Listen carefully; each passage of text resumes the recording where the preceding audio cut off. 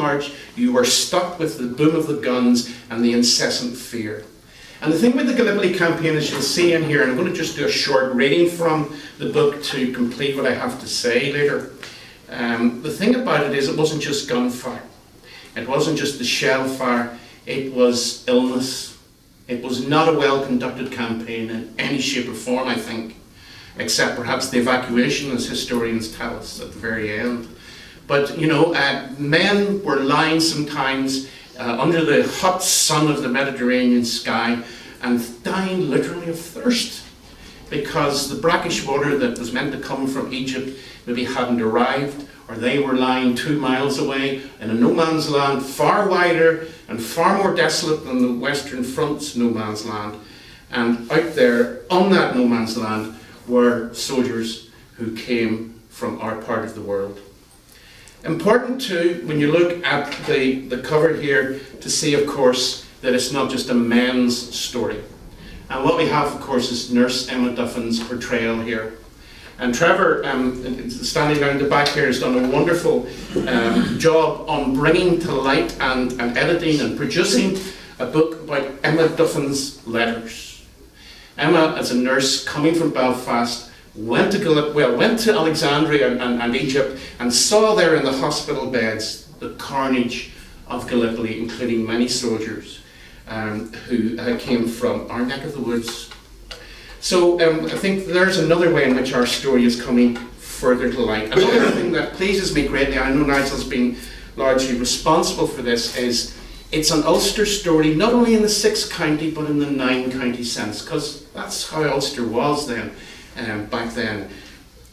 And I mention, as I'm holding up, this little picture, which is of course a stained glass window from Presbyterian Church in Monaghan Town, which is dedicated to a family who lost heavily. You'll see more about it in there. And just a little reminder that we've been trying to give everybody, that soldiers from all kinds of backgrounds in all parts of our island were heavily involved.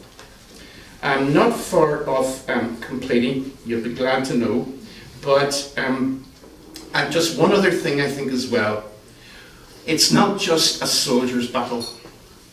One of the ways that we maybe have veered off a little bit from accuracy is forgetting about those who were sailors, who were merchant seamen in the mercantile marine, and who were in the navy.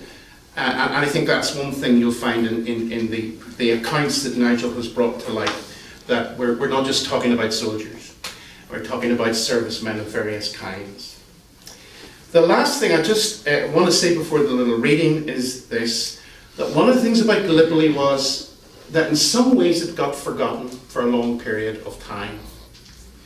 Now, there's several reasons for that. Partly it was a long way away. Even when you began to be able to visit the Western Front to get all the way to Turkey, it's a much, much longer journey.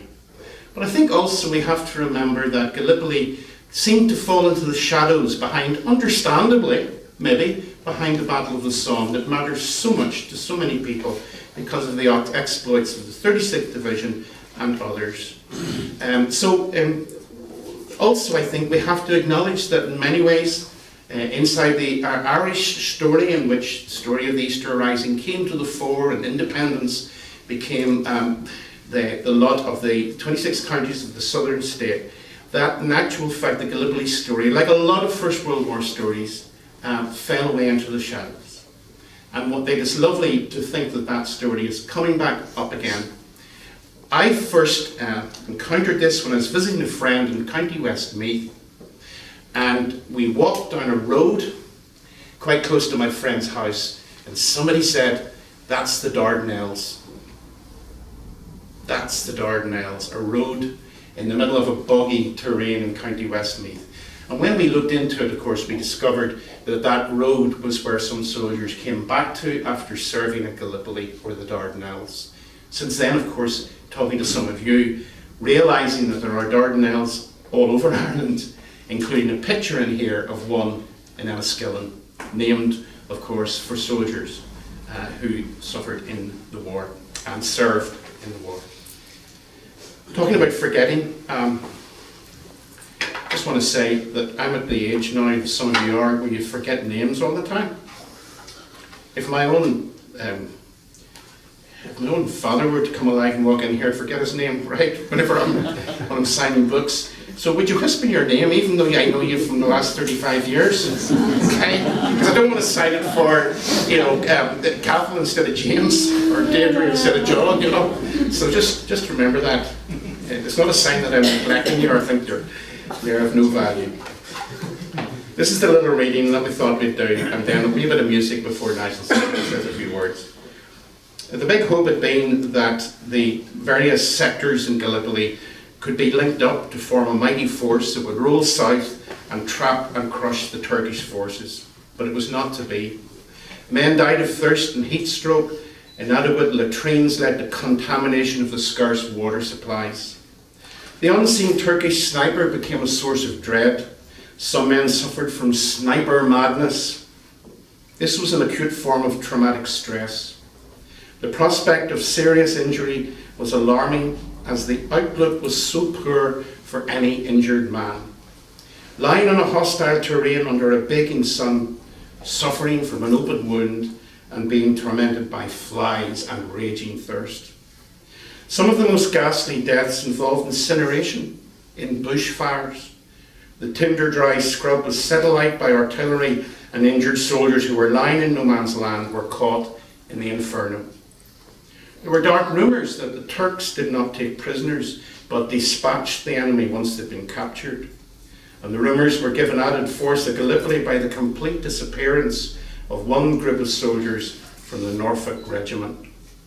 The campaign at Suvla continued till the start of mass evacuation in December, when snowfall clad at last the Turkish hills. By the end of September, the 10th Division had already gone to Salonika for a new campaign against the Bulgarians. The Irish Division had become a spent force, requiring recuperation and reinforcement. There's a particularly tragic element to the Irish deaths at Suvla. The men who served there had been amongst the earliest volunteers of the Great War. They joined the army from a wide variety of motives. Some saw it as a paying job, others saw it as a personal challenge. Some men were genuinely, patriotically convinced that Ireland was threatened by brutal German militarism. Whether of an Irish or a British kind of patriotism, they all went together. Alongside these soldiers, a number of Irish women volunteered for nursing duties motivated by a similar array of factors. Some saw the worst of Gallipoli in field hospitals, on board hospital ships, and at the complex of hospitals in Cairo and Alexandria. None of these individuals would have anticipated the cruel killing fields of Suvla. So it's with a degree of solemnity that we gather here tonight to think a little bit back to 100 years ago and remember together. So some music from Kieran.